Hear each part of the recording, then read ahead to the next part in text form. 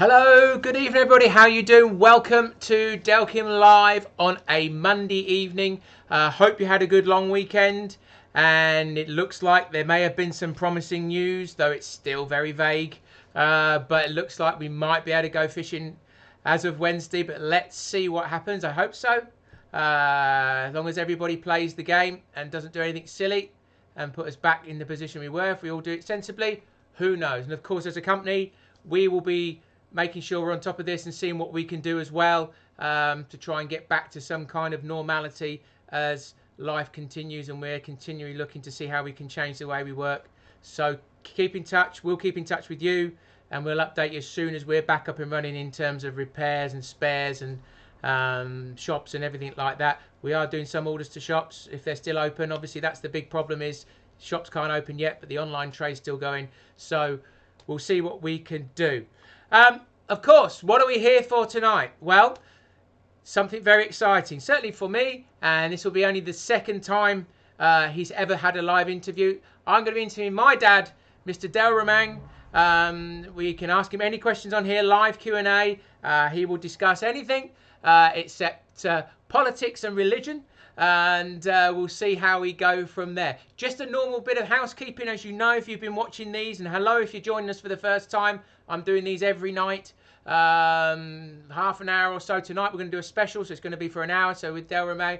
But housekeeping, get asked this all the time, as you know if you've been watching, is all our hangers fit all our alarms, okay? So if you've got a digital alarm, EVD, txi-d, or you've got a plus range alarm, it's got a socket in the bottom, all our hangers fit, all our hangers work.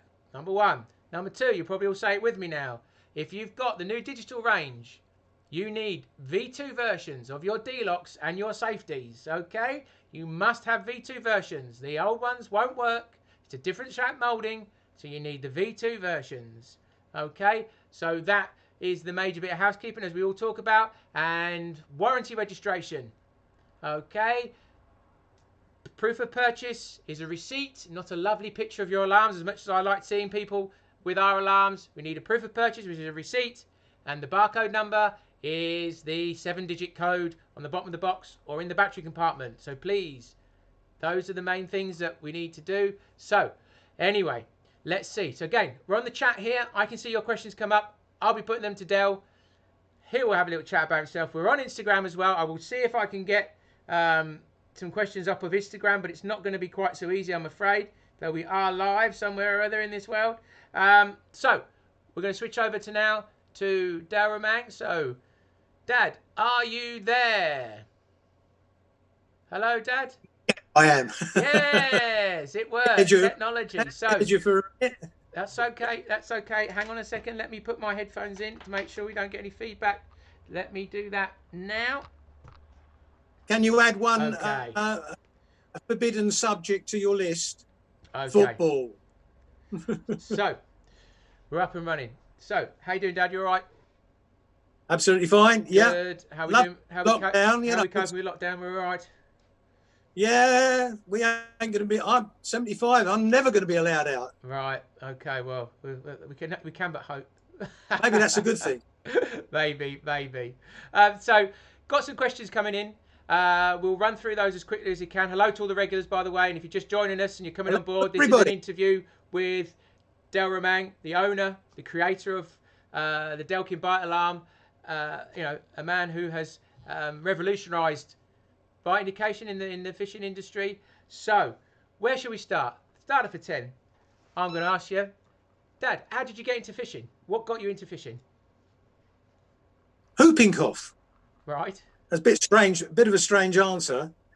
But basically, when I started, I managed to pass the 11 plus, and we moved from London, Brixton as it happens, or Brixton / Herne Hill, to Romford, and I managed to get into the Royal Liberty Grammar School. God knows how, but I did.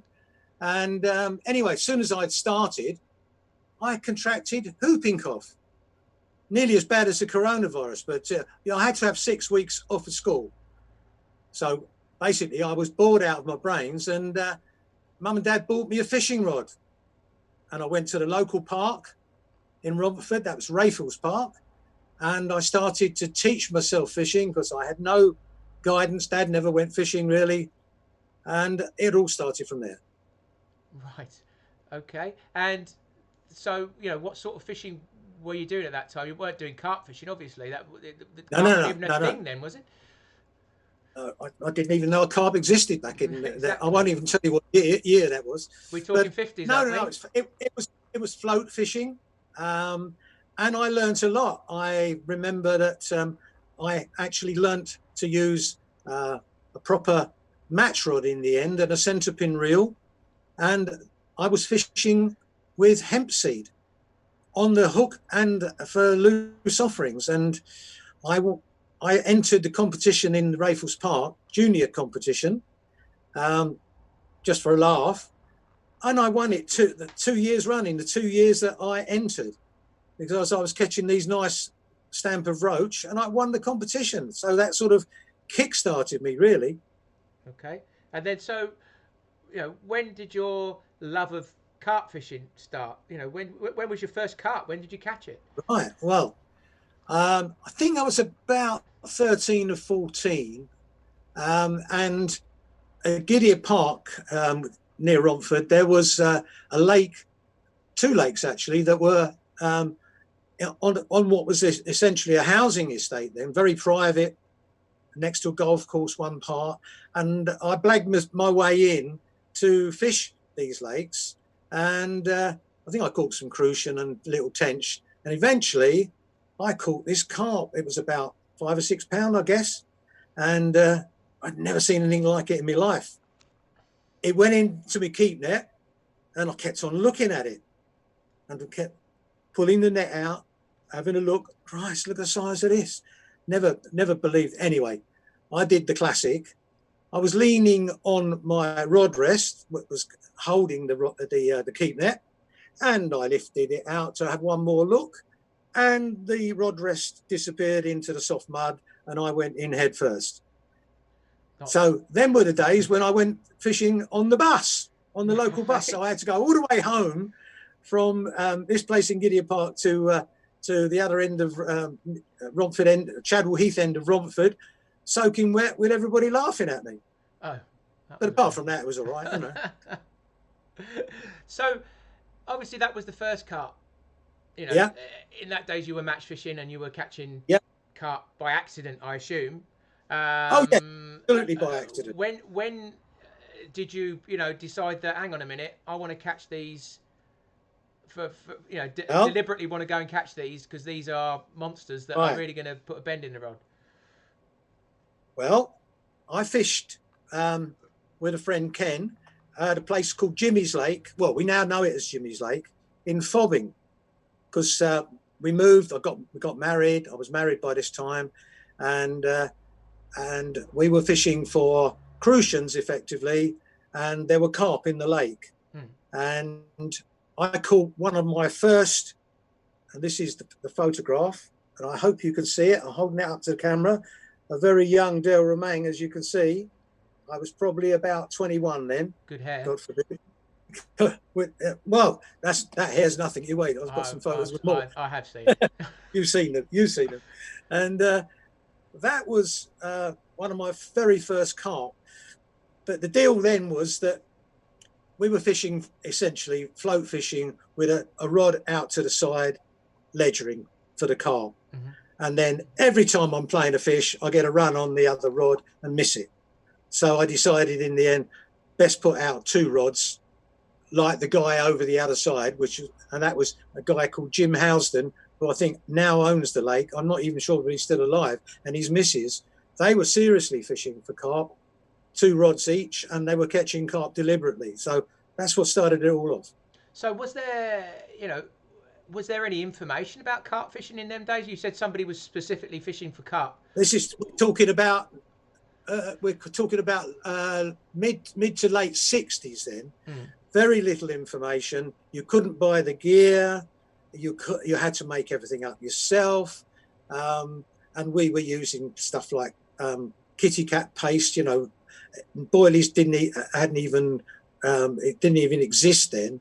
And I did start using heron bite indicators. The bog standard ones, straight out of the box, as invented by Richard Walker, and soon found the deficiencies of the heron bite indicators, and they used to run your batteries out whilst you looked at them and stuff like that, and they were very, very unreliable. But how did you even find out about fishing? Anything about fishing? Where was you finding this information in the 60s? Where were you going to as a resource? What was going on at that time that was even, you know, how did you know what shops to go to? There were no shops, hardly anything. Well, there were general fishing tackle shops, but nobody knew about carp fishing then. It was new, unknown territory. There was a few people in the know then, obviously, because Richard Walker and Jack Hilton and people like that back in the day then, they were seriously at it. But we were playing at it and learning as we went. We made a lot of mistakes, an awful lot of mistakes, but gradually started to catch fish. And I started fishing after that, late 60s at Darenth in North Kent. A very famous water. Very famous water, and still is, I believe. And started seeing people over there who were absolutely nailing carp on boilies. And we didn't even know what a boilie was then. We were using paste and catching small fish, and they were catching big fish regularly. And there was people like Derek Stritton, Fred Wilton, who invented the boilie over there, Robin Mundy, people like that. And gradually got friendly with them, talking and sort of information. They were very, very close with the information. And we had to make it up as we went along. Right. So you started to get into carp fishing. Things progressed. You obviously got keener and keener as time went on, and then obviously there was a bit of a clique in that area. You know, there were other people, and it was quite an exclusive club, I would imagine. You know, fishing in those days. Very much so. Very much so. And you were coming across some famous names at that point, or that are famous now. And there's a guy over there called Ian Booker, and he was at the time. We didn't know it, what he was using, but he was using Robin Red in his baits. And he was piling it in, absolutely piling it in. And in his famous words, when you caught the carp, they were all bleeding pink, which was true. This stuff was dyeing them, and you could see them tinged with pink, and they were crapping out in the landing net when you caught them, all this pink stuff because of all this stuff that he was throwing in. And we gradually learned about, we knew that they were using boilies or something like that, and gradually the information started to get together, and we sort of developed and got better at it, essentially. And so, you know, yes, you got better at the fishing. So then, obviously, this is, you know, from what I know, yeah, you were a keen angler, okay, and angling was reasonably expensive. You know, you had to pay for your kit, and the kit wasn't expensive. We had to make it ourselves. Well, you had to make it yourselves, but obviously you were putting a lot of time and effort, and also it was costing money for bait and all sorts. And somehow you wanted to try and at least cover your costs, wipe your face. Bait was very expensive because once we found out the secret of boilies and found out that they were using milk proteins, casein, in the boilies, you couldn't buy bait ingredients then, so we had to blag our way in to get the bait ingredients. And that, coupled with doing conversions on our own heron heads, started things going. This is what actually formed the name of Delkim, because my friend, fishing buddy, Kim Donaldson, him and I put our names together to form the word Delkim. And in order to blag some of this high protein casein and lactalbumin and stuff that we ordered, we went under the name of Delkim Fisheries initially. Right. And it got us an in to get the ingredients, which were hell of expensive. A 25 kilo bag of casein. Just a quick question. Just a quick question for one of the people in there. So Ricard Benzrati one of our European people says, what actually happened? What's happened to Kim Donaldson? So he's asking. So Sadly, Denmark. Kim died, and I can't remember. My wife will tell me, what year was it, Carol? We think he died. It's about 2004. Very, very. I mean, we remain good friends. It's a long story, but we remain good friends. We're jumping forward now to Delkim, court case, lots of things. So Kim died in 2004. Very strangely, he visited us here in Bedfordshire, where we live now, and I'm remarried. We'll come back to that one. And I don't know why, just out of the blue, he turned up with his wife, and he had this urge to go and see all the hard rock cafes that existed in the UK. And he'd been to Norfolk or somewhere to visit one of the hard rock cafes. He wanted to go round. Whether he had this urge, knew that anything was happening. Anyway, the bottom line was, within a few weeks of him visiting us, and he brought me this beautiful cat, which I've still got, which we call Kim. It's a Siamese cat, which we had. He died, and he died with his boots on. He was literally fishing, and it was on his tackle box somewhere in Rochford, I think, in Essex, right down a lane. He rang his wife, said, "I'm not feeling too good," and he literally keeled over. They had to get the ambulance down the lane to him, and he died with his boots on. Very sadly. Yeah, very, very sad. But 2004 was fundamental in where we are today. Really, the foundations of one of the foundations of where we are. Yeah. So the foundation. Delkim. Go on. Yeah, yeah. So if you just joined us, we are on a live interview with the owner of Delkim, Mr. Del Romang. If you've got any questions, please put them in there. Post them up, and we will start to put more questions to Del as we go through. We're here for about an hour or till about 7:30. So we've just been chatting a little bit about where Del started fishing and how he got into it, and where we started to build towards the business of Delkim. We've just looked at or just heard about Kim, the founder of, co-founder of Delkim, and what happened to him. So just going back then, Dad, to late 70s. You're into carp fishing. Carp fishing is growing, quite extensively. Certainly in the area where you are in Essex, and from what I remember, there was some very big names who have now got very big companies also fishing the same waters that you were at the time. Amazingly, we were all fishing in the same area, sometimes in the same lakes, and Kevin Nash and Cliff Fox were both in that area of Essex, and we knew each other. In fact, you can remember probably that when we lived in Benfleet, Cliff Fox came round to our house with his kids and his missus, and you were so young, you probably don't. I do. They brought red chair. Did we? Oh, we might well have done. I think he brought one of his prototype bed chairs. I think you had for quite a while after that, but might well, yeah. And didn't he have a set of conversions? I can't remember what he had off us. No. I can't remember. My memory's not as good as it used to be. I can't even remember 5 minutes ago. Never mind that far back. Well, that's fair enough. But that was it was a hotbed, and I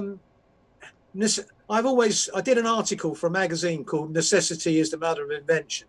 Very much so, because back in the 60s, you couldn't buy tackle, you couldn't even buy carp hooks. It might seem very amazing now. The tackle industry didn't kick in. We bought low water salmon hooks, and we cut the shanks down, ground the shank at an angle, and put a solder blob on the end and tied them on like a spade end to make a decent carp hook, because there was no carp hooks available. I think Leon Dawes was another hook that we did use sometimes, but this just shows you how, you couldn't buy anything. You couldn't buy a bed chair specific for the purpose. We were using Lafuma camping chairs, but we were painting them matte black. Of course, that was cool. Yeah. Okay. Oh, well, not camo. Not camo. I mentioned the word camo. Okay, so your first venture into bite alarms was the heron head, the heron conversion. So, what on earth inspired you to Right. leap from just doing some fishing to suddenly making some bite alarms? Where was that step taken, and why? Well, as you know, I had no electronics background at all. I was just a manager in a shoe manufacturing. So I knew about management and running a factory, but absolutely no electronics knowledge whatsoever. However, we knew that I knew, and I said right from the beginning that when we first used these heron bite indicators, that they really weren't up to the job at all.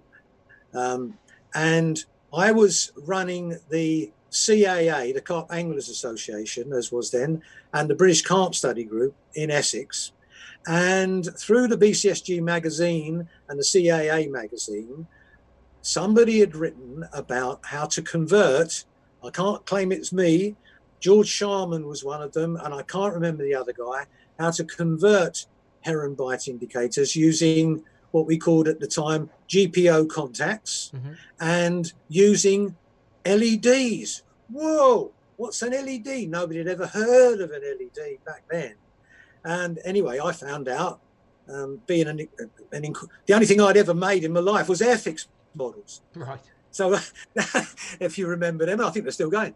So yeah. But I found out and looked at the magazine articles, and we knocked together a crude circuit on a piece of what's called Vero board, which is like copper strips with components, and made this little circuit up that when you connected it to a when you connected it to what we call a GPO speaker, come back to that as well, we could make a beep. And eventually I found out where to get platinum tipped contacts, which came out of switchgear from the GPO, as was then, now British Telecom, and started to knocking something together.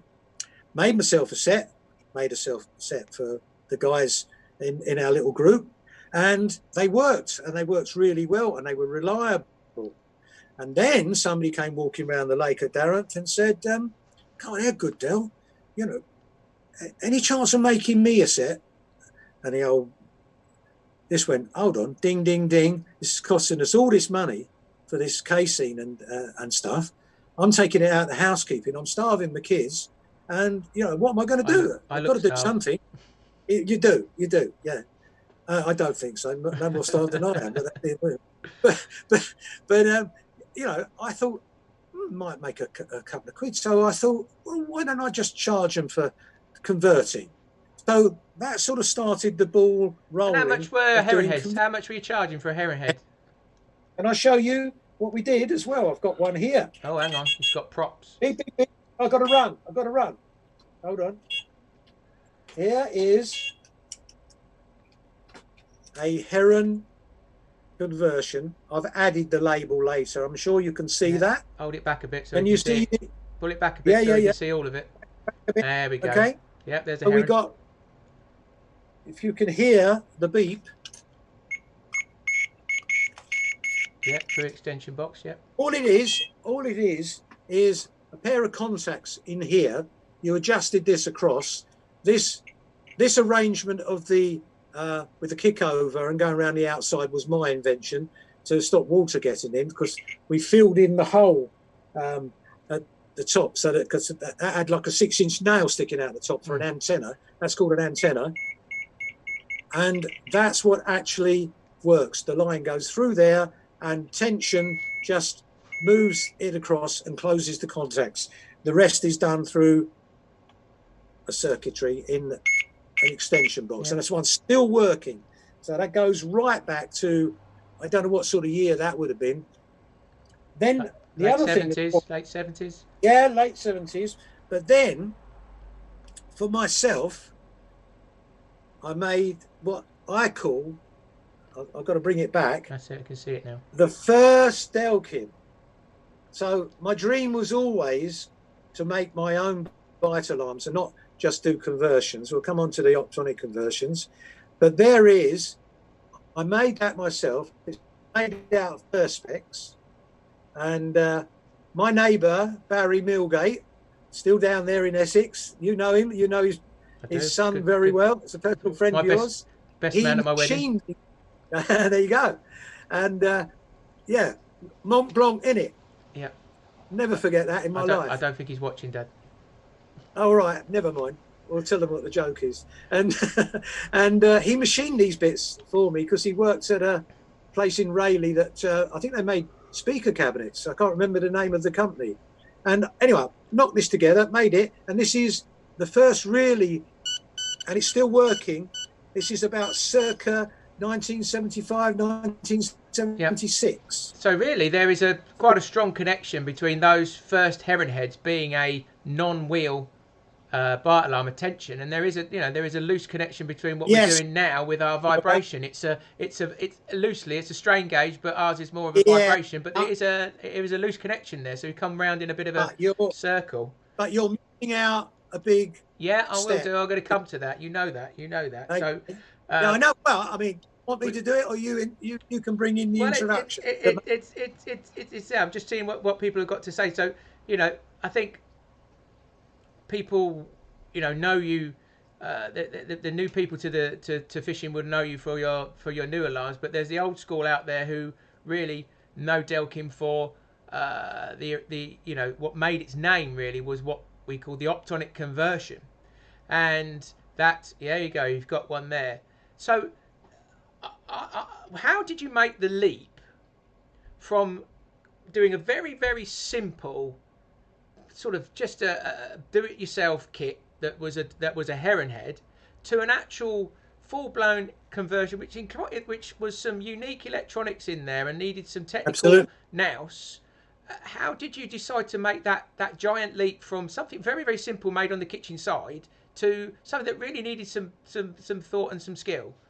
Well, I didn't want to piss on your chips, Lee, but Please don't swear on live TV. All right, okay. Thank you. Pee on your chips.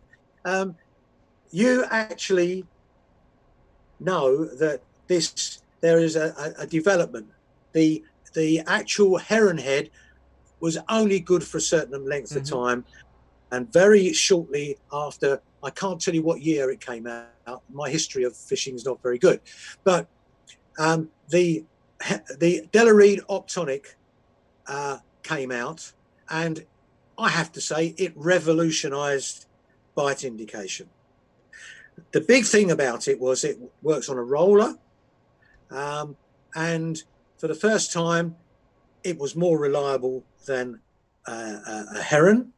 I won't say it's more reliable than our conversions, but it was also, it told you how fast the line was being taken, lots of things it could do. So I went, oh. Then I found out that there was a way of making, I thought, well, this thing still knocks batteries out in no time. Okay, so the thing about low power consumption, this is no good if you're going to knock batteries out in a pretty good short space of time. And the reason they used to knock batteries out is that they had a light beam arrangement, an LED, a light emitting diode, and a photo transistor inside. I haven't got an original one here. A lot of love for the alarms, Dad. A lot of people liking the alarm. You better show them a bit more. People like the old school. Yeah, there you go. There you go. Probably still sell them now if we wanted to, but that was mine. Things move still forward. Works, and it still works. I'm never going to sell it. That's my own. No, it even had my original address, which you might be able to see when I lived in Benfleet. Oh dear, somebody else can go and raid that house now. And my neighbours used to do some work for us. Sadly, Alan's no longer with us, but Carol's still down there. Anyway, I digress. So the optronic conversion, the optronic came out, and it was clearly superior to a heron. We all knew that, but it still had a big drawback. It used to drain batteries. Then I discovered and thought about, well, this thing doesn't need a beam breaker. What's wrong with a reed switch and a magnet? So I made up a conversion. I converted it myself. Just to pause there. How did you get that knowledge? Where were you? How did you know that these things existed when you were not? This is where and I'm doing this live, people. I still don't quite understand how you made the leap. how you had the knowledge of electronics enough to go, well, wait a minute, I'm going to get a beam breaker and a reed switch. People don't even know what that is I now. think I'll be honest with you. I can't remember where the leap came from, but I was obviously interested in things technical, and I don't know how we found out. I can't remember how I found out about reed switches, but magnet and reed switch was it might have been through somebody technical who eventually made the circuit for us. I really a bit hazy around that period, but anyway, I found out about it, and we made a conversion of an optronic, taking out the light beam altogether, replacing it with a magnet and a reed switch, and there was no current consumption whatsoever when the thing wasn't moving. It was zero current, so the batteries lasted forever. So, so you had, you had the idea in your mind of what you wanted to do. I got in touch with somebody who knew about electronics, and we put something together. I told him what I wanted, what it needed to do, and we made up some crude circuits, and it worked very well. And there was the essential part of it all was to have low power, so the batteries lasted a long time, and that's one of the things that's always been the Delkim mantra, is low power and current and low current consumption. But the success of doing it, and I'm trying to think of put it in some sort of chronological order. The people were sending me then their own optronics for me to convert. I wasn't the only one doing it at the time. There was a guy called Les Bamford. Yeah, and there Les may Bamford, have been there was a few people doing it. Yeah. There may be others doing it as well.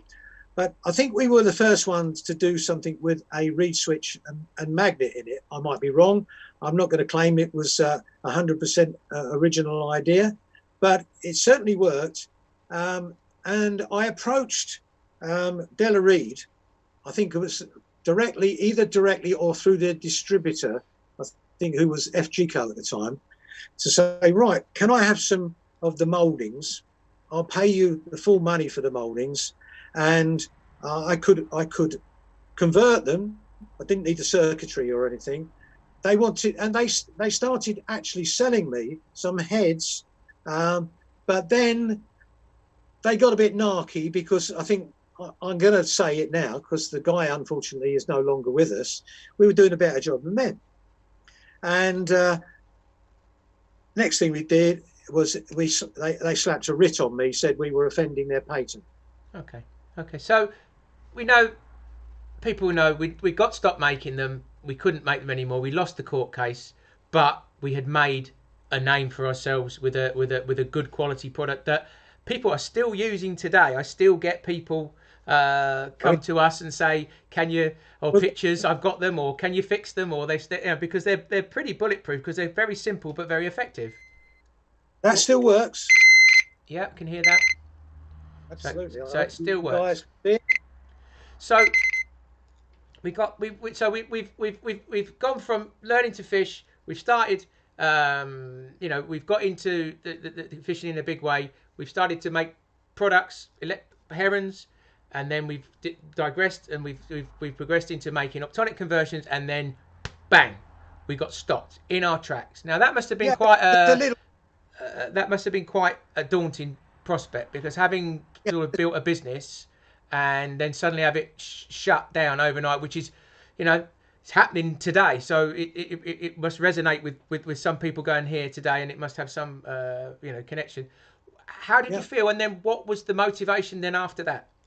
Well, the first thing we tried to do is, I said, okay, the argument, the legal argument was, because I then got involved with my patent agent, who is still my patent agent, right back to about 1982 to 83. I got in touch with him. Lovely guy. I trust him with my life. Very clever guy. Used to do patents for Ford Motor Company. I won't name him, but he still does patents for me. And he advised me, and I said, look, why can't we incorporate one of the arguments was we were taking away the light beam. So I said, hold on a minute, why can't we use the magnet and the reed switch to switch the light beam on if they're insisting on it having a light beam? And that's what the optronic conversion was. The ones we made lots of, that consisted of a magnet and reed switch, which when it was in standby, took no current. The movement of the magnet switched the light beam on. Everything else was sensed optically. Yeah, but as I said, we got stopped in our tracks doing We that. did.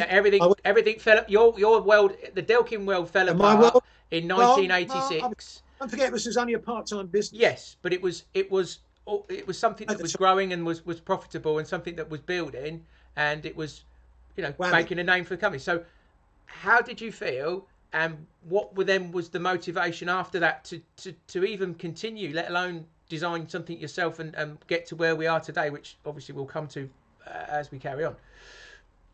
Well, obviously I was somewhat disappointed because I fought it, being an obstinate old fought it all the way to the High Court.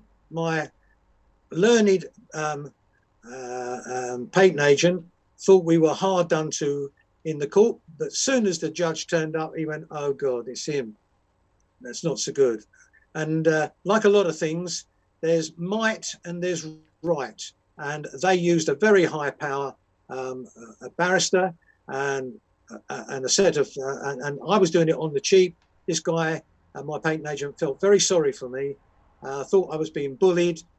He thought I was in the right to do what I did, but it all went pear-shaped and I was absolutely gutted. He even offered to go to appeal and to pay for the transcript of the trial out of his own money. But I said, no, I can't do this. It's crazy. I'll bounce back somehow.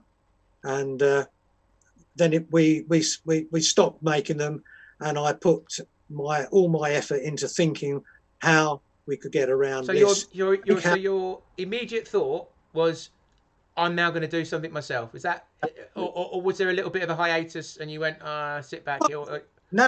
I don't think I ever for one moment hesitated.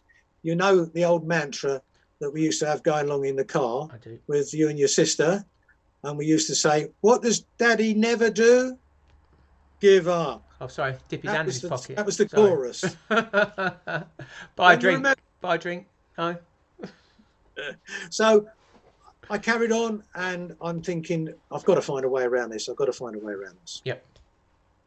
Then we come. I'll take it over to you because you know what the next stage was. Okay. So you've got stopped there, and you're going to start to think about making your own bite alarm. And so, but to make your own bite alarm, you had to avoid using a wheel, which nobody had ever done or not managed to do successfully. Where was the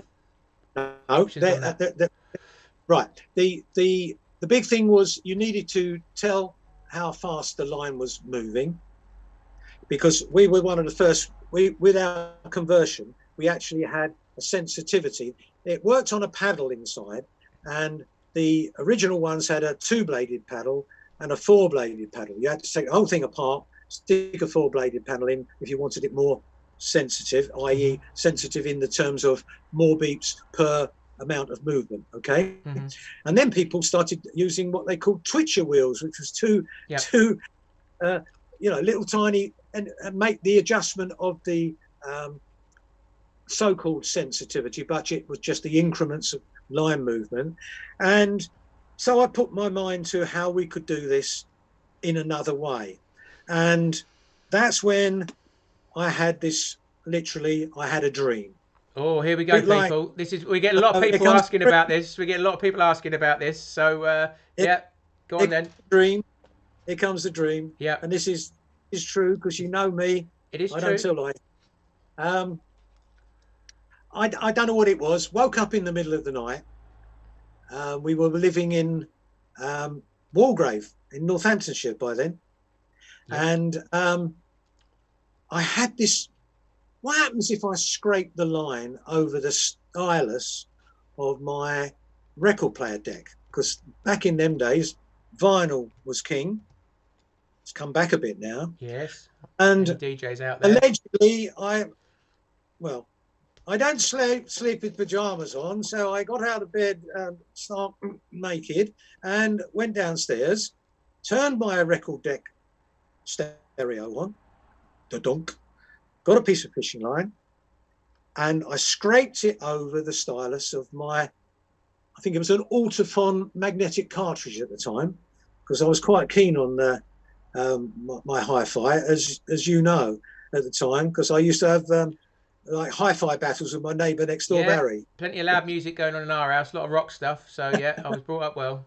Another part of my one of my might pet hobbies. Before the end, Well, we can go back to that. Anyway, so it went as I thought it would do. When I scraped it over the stylus, it went, and I thought, But as I speeded up the rate of the movement, it went. So the frequency of the scraping sound went up, and I went, hold on a minute, there's a speed relationship here. I think I might have something. And that's how it all started.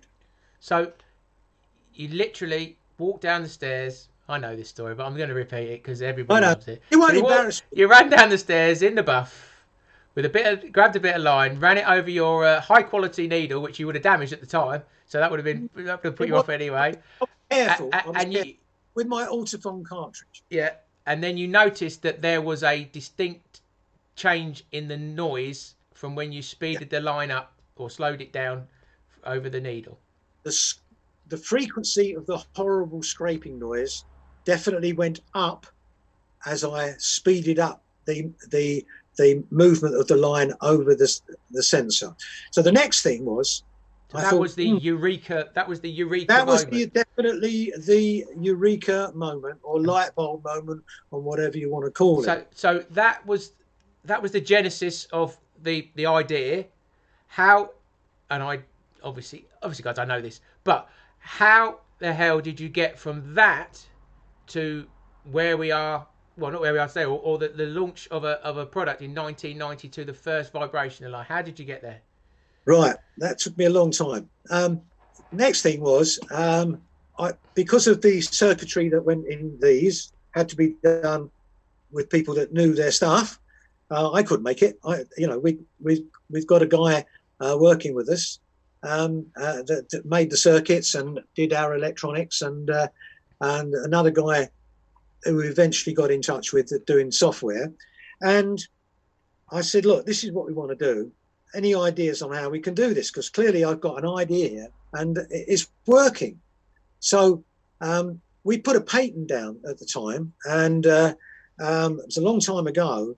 And so we already patented the idea, but we had to make it work. So at the time there were two basic forms of cartridge that went in record player decks. There was a magnetic cartridge, which was the expensive ones like Shure, Autofon, other makes. I think they're still all going, now. And there were cheapo ones that used a ceramic cartridge. And at the time, I had never heard of a piezo ceramic element, but I found that the ceramic cartridges had a piezo ceramic element in them, and we obtained a raw element from, I believe it was a gold ring cartridge. They may still exist, I don't know. And then we found this little device, rigged it up, and the rest is history. Although there was a lot of let's talk about that. So surely that's something that I think people would be interested in. Is and I'm aware we are chugging on with time, but I think we might probably just go 15 minutes over, because I'd want to do some Q&As a bit. But let's talk about what the process that went into that initial idea, then trying to get it to work, and then bringing it to market, because I know how difficult that was and how absolutely mind-numbing at times it turned. Well, you were there. I was there. You were there. and also there was one fundamental, another Eureka moment. So let's go into that. So Okay. you've got the So idea, you the put the patent very, down. Where do we go from there? right. So the very first incarnation of that worked to any form at all was somebody said, well, these piezo ceramic elements, which I don't have, which are effectively the speakers that we now use, they are the same as a piezo. If you bend the element, if you put a voltage into the element, it makes a sound. If you bend the element, it pushes a voltage out. So what we did is we got a speaker, a disc, a piezo ceramic disc, and we soldered a piece of gold wire in the shape of a V to that disc, put it in a housing, and we ran the line over the V of this Y, and it went beep, beep, beep, beep, beep. And the faster we did it with all the electronics and everything, it went beep, beep, beep, beep, beep, beep, beep. Bingo, we got it. But there is no. I'll say this without swearing, so I apologise to everybody for Please that. do. You remember when we went fishing at Hawkstone Park Lake in Shropshire? Yes. With Pete Barker and Pete Dumble. Sadly, I think both of them are no longer with us. And we fished on the lake there, which is now, which was at the time a famous golf course. And I know that's your hobby at the moment, or one of your hobbies. Anyway, we were fishing what we called Monastery Bay. Yep.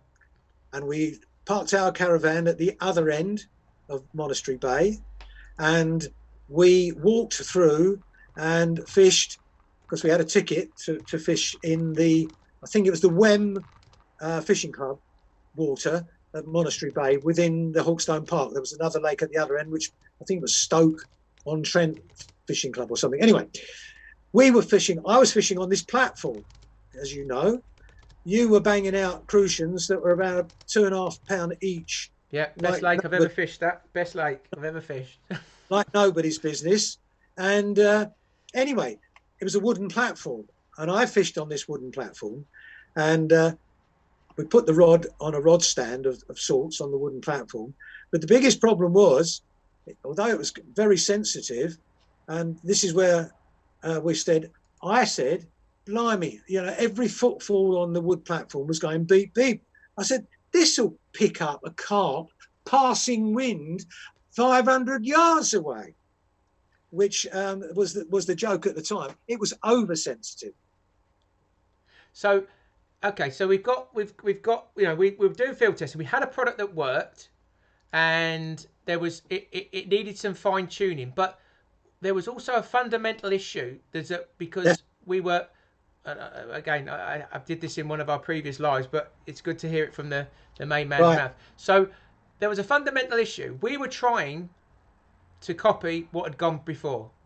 Yeah. The one toner was the well-known dinner bell. So let's talk about that. Right. So this is the well-known one toner. Or was. Okay. So the faster it went, when it got above a certain repetition rate, the sound went continuous. So the first ones we made were like that. And what did they do?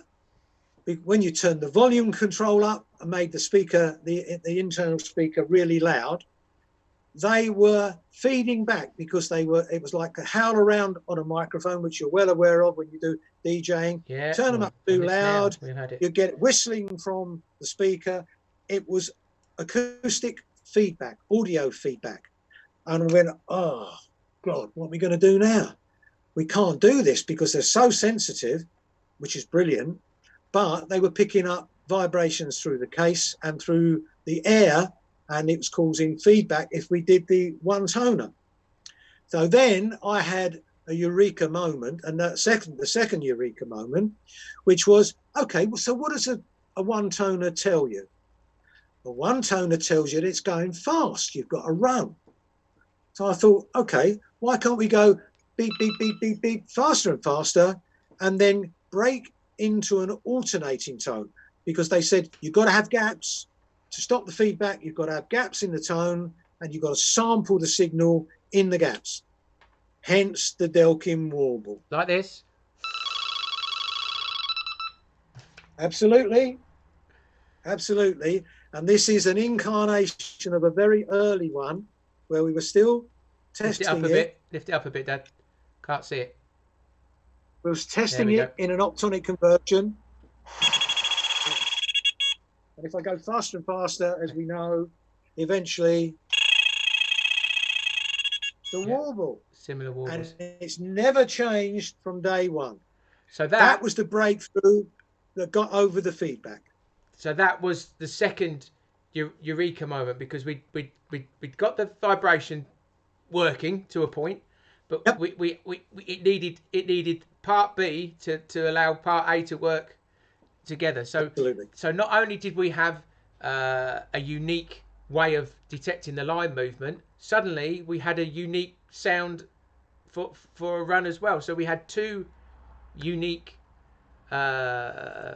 unique features that created our new alarm.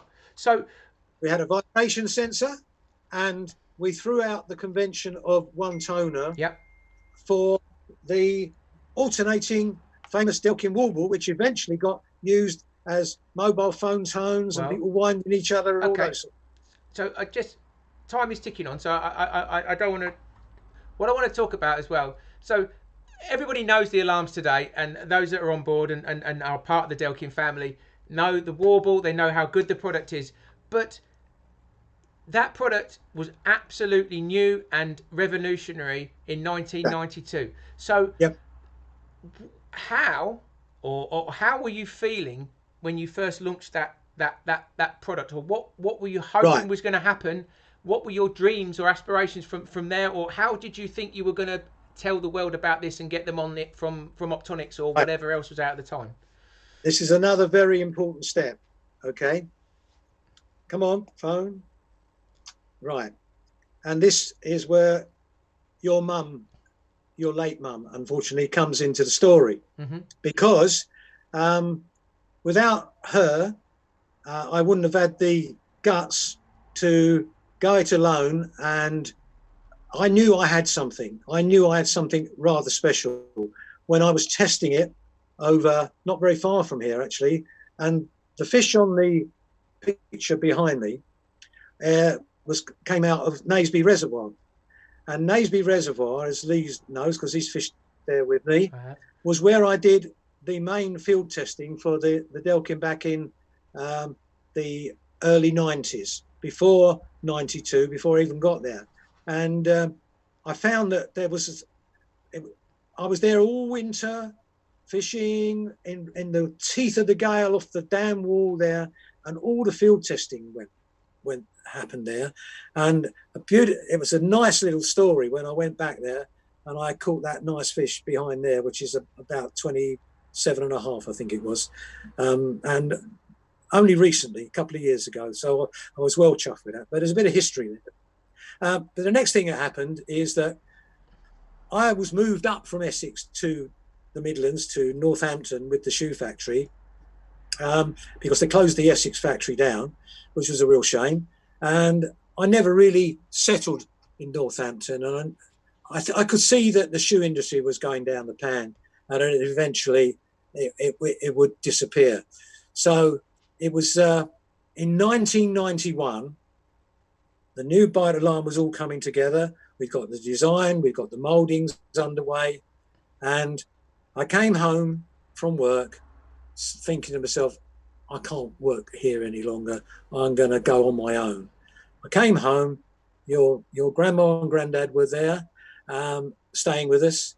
And I said to your mum, that's Bev, not Kim, as people used to think. It was still Kim works at our place anymore, I'm afraid. Yeah, my name's not Kim. Anyway, we had that one. I said, come out with me. I've got to talk to you about this. So we drove up the road. My grandma and granddad are looking at each other. What's going on? Anyway, drove up the road, stopped up the road in a lay-by, and I said, look, this is going to go pear-shaped. I want to go on my own and make this bite alarm and do it full time.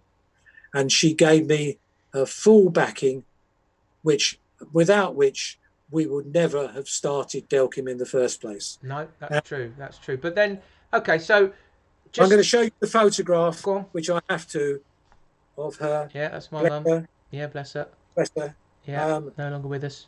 Unfortunately, she died in 98, but she's still with us in spirit. So Yeah. there's two people on there, So three this, if you count out yeah, Burkett. yeah. But so you and mum are, working together to launch a new product. So just for, there'll be people watching this who are a lot younger than you and a lot younger than me, who won't even understand. This was before the internet. This is before Facebook, YouTube, and social media was about. So how did you launch a revolutionary product in 1992? How did you get the word out to people about something that was completely different to what anybody else had? Well, you're going to embarrass me now because I'm going to tell you the story about my famous pronouncement on the internet would be not used by carp anglers because they couldn't take a computer fishing with them. Well, that's one thing. Yes, another one of your famous pronouncements. But let's. Quick statement that was. Yes, but we are I never running. We thought are about running. We are running short on time. I don't want to keep going for hours and hours. So, Yeah. how did you how do you launch? How did you launch it? How did you promote it? What did you do? And how did you Well, get from where you are then to now? right, just I'll make it as brief as I can. So we made the reputation with the optronic conversions. Okay, so we had a really good reputation. Basically, people felt very aggrieved that they could not send their optronic conversions back to me for conversion, and so we made a very, they felt aggrieved and they were on my side. So when I bounced back with the Delkim in 1992 with something unique and different, there was a lot of goodwill for us. So you had a following. So you had a following already who were prepared to go with you because they knew what you'd done for them in the past with the optronic conversions. Right. Because the optronic conversion was trusted, known, loved. Everybody loved them. They were gutted that they couldn't get them. And we started in a unique way. We started selling, well, not unique, sorry. We started in a small way, selling to people direct. And then we added a few shops and they started to go well. And I thought to myself, this can't do this any longer. So how were you advertising? Just to ask us that. So where were you advertising? In the magazines, the CAA magazines, the Carp Society magazines, all these magazines were all done. The first adverts were black and white, very crude, really unprofessional compared with what you've instigated now for us. And it took off and gradually grew and grew and grew. And was it a surprise, or were you overwhelmed? What was your belief on the product? What were you thinking was going to happen? Right. My aspirations, as you know, I thought to myself, we can make a few quid at this. I gave up my job, my firm's car, my private medical insurance, pension, everything was given up to go on my own, which was a huge risk. But I took it and it paid back handsomely. I never believed anything. My aspiration was to retire at age 55, and with your mum, we would retire, have enough money to last us the rest of our lives, which then was very modest. I think I sort of worked out how much interest rates were higher then, and we'd go around the country like gypsies in our caravan. Right. Age 55 and retiring, which never happened, of course. No, that hasn't happened, has it? That hasn't happened. Not quite. I'm still doing it. So okay, so we've launched a new product. It's become successful. It has grown through word of mouth, through it being a good product and people telling people, in that time. As you know, my mantra at the time was, I'd rather sell one through word of mouth than few through BS. We won't put a fine point in it. I'd much rather people work, but of course that can no longer take place. Word of mouth is not enough anymore, although we've got social media and stuff like that, and I'm sure there's still a lot of word of mouth, that says this is good, this is good, this is good. You know. Yeah. So that was the launch. So we've made the product, and it was successful in its way. Very successful. Yes, very successful in its way, and then we built that reputation. So, and then as time go on, the brand grew. We brought out more products. So you moved from a Incorporated. non-radio alarm.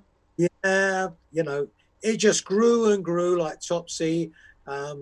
Visual indicators, you know, illuminated indicators, radios, etc., etc.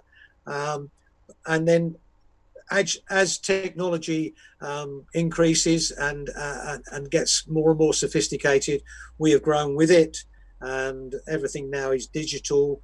But I'm not here to sell the latest range. No. So what's been your motivation then, Dad? What has been your motivation from having created something unique in 1992, which you could have just said, right, that's it, I've made something and that will sell forever and more. What has been your motivation to keep going, keep pushing, and keep developing electronics, which I go back to is still not your education, your profession. You're an ideas man, not an electronics man.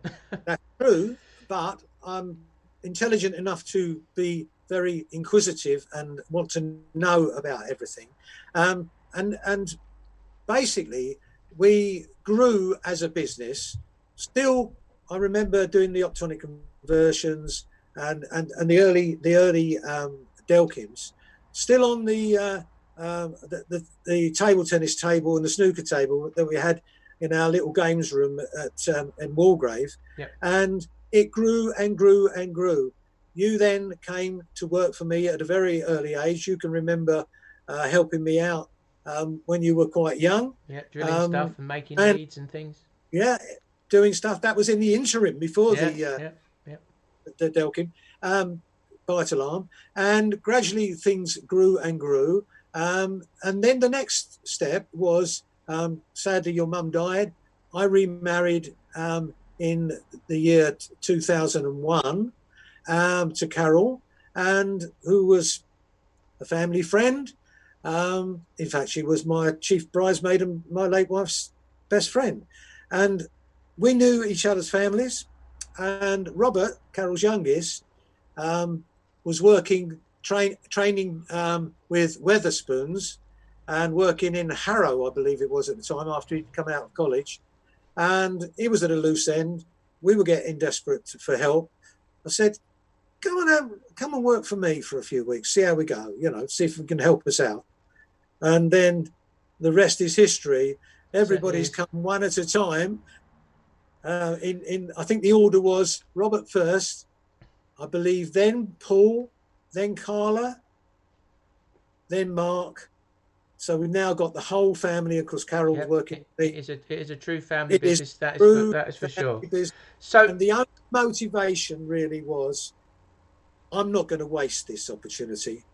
I'm going to look after the family. Okay. And that's always been the motivation. Yeah, if you don't mind me saying, you're 75. You've recently turned 75. You've still got no signs of slowing down yet. So something's driving you on, but you know it's not all work. So we're going to have a little back. You know, we've done a lot about how Delkim has grown. So let's talk about you for the last. We're going to do 15 minutes more. There'll be some questions as well. Okay. We've done a lot about product. So what do you do to relax then, Dad? Right. Well,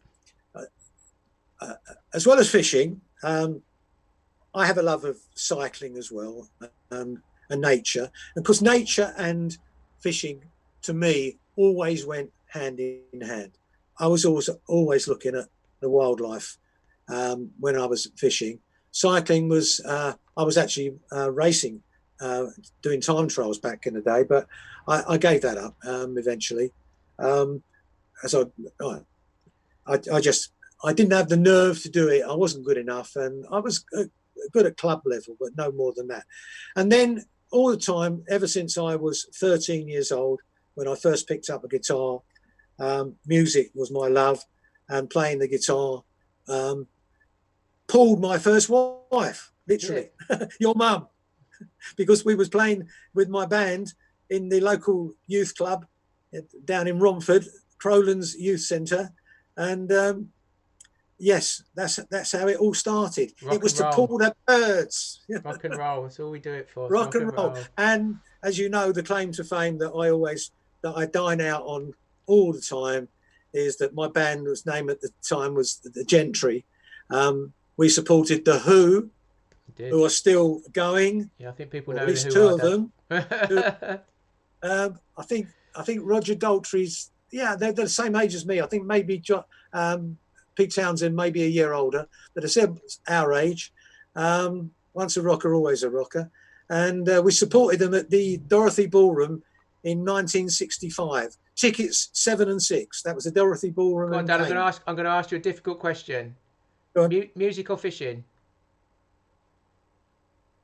Fishing. It's got to be. Fishing. Yeah. Yeah. Didn't have aspirations of being a superstar guitarist. Look at my silly fingers. Right, I play fingerstyle guitar still, and I'll show you. Yeah, I still got a rack of guitars.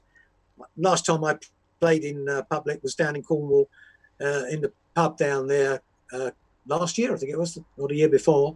I don't do it anymore unless lost.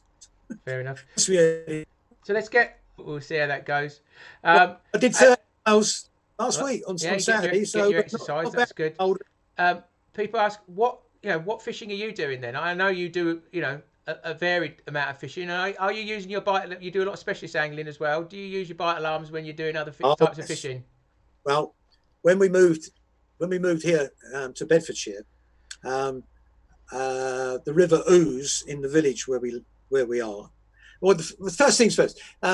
I was desperate to get a lake, and we'd looked at a couple of houses with lakes, or the possibility of getting a lake or opening out a pond into a lake. The next thing, I found this house, and in the distance was a lake across the valley, and I said, okay, maybe I can't get a lake. It's not practical. But there's a lake over there. I wonder what that's like. And I looked at the area. You've got the River Ouse. You've got lakes. It's not a bad area for fishing. So we moved from Northampton to the village here in Bedfordshire. And eventually I moved from the other end of the village to this end of the village where we are now, where I'm sitting now. And the River Ouse goes through our land. But the big problem was, at the time when we moved, you could walk on the barbel in the river, and I was fishing for the first time ever for barbel. Wow, look at these fish. They fight harder than carp, pound for pound.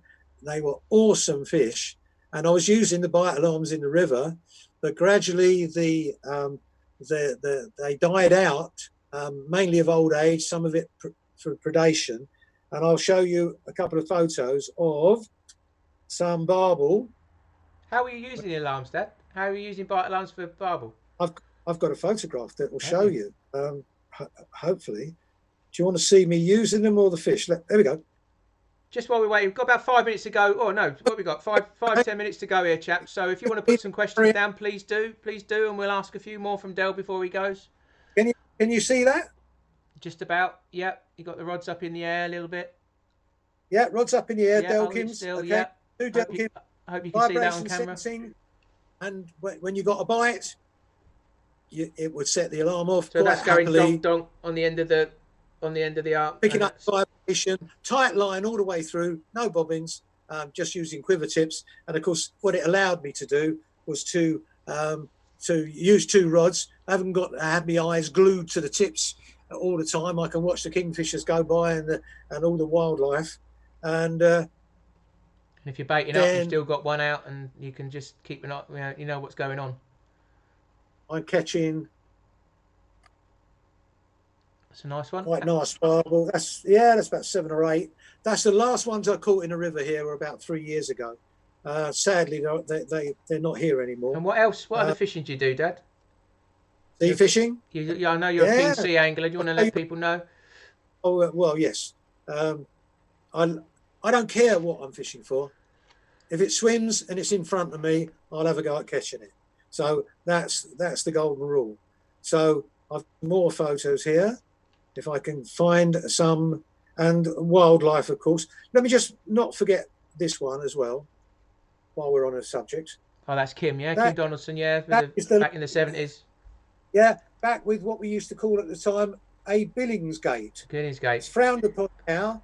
Frowned upon now having multiple fish in one sack. Yeah. But it was known as a Times are different. Billingsgate. Yeah. Yeah, times are different. But just to show you when I can find the photographs, hold on. I'll find it in a sec. What you got there? What you got there? What are you looking for? Ah, that's a nice pollock. A right pollock. Yeah. Yeah. How big's that? How big's that, Dad? About 9 or yeah. You catch more than the fishermen down in Cornwall, don't you? I showed them how to use sharp hooks. Ah. They never even. There is a yeah, bass. that's a nice bass. That one. Beautiful from my boat. Well, that's the other boat. I've got a smaller one now because that one was a bit difficult to handle. So it's pollock, bass, and you know, I don't care what I'm fishing for. Chub, and you'll pick chub in a spin.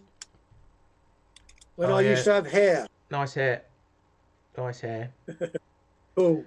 So I know that you're, you know, you can talk the hind legs off a donkey, but I know that you're quite a, you know, you are a private man, which is why you don't do these things very often. And I do appreciate you coming on here and talking to everybody.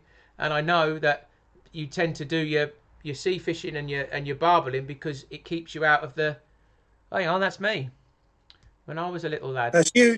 Yeah. You tench fishing. Dougie's Lake. You